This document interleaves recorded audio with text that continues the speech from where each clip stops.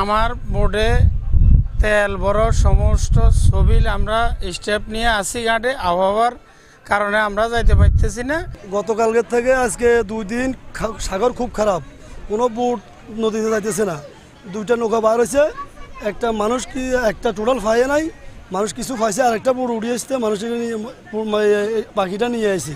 আবহাওয়া খুব খারাপ, নদীতে এক লার উড়ে বের মতন, নৌকার সব ঘাটে নৌকার যাবার ব্যবস্থা নাই। এই জন্য জেলেরা ব্যাগ সূর্যমুখী ঘাটায় অবস্থান করছে।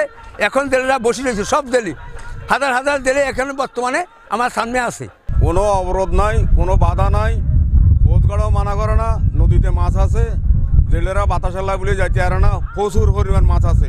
এখন জেলেরা সিগন্যাল শুনি সব এখন ঘাটা চলিয়েছে। এখন জেলেরা কি খাইব তার কোনো আয় বরকত নাই, কোনো রুজি নাই, কি করি তারা খাইব, তারা অনেক নিয়ে ব্যস্ত আছে।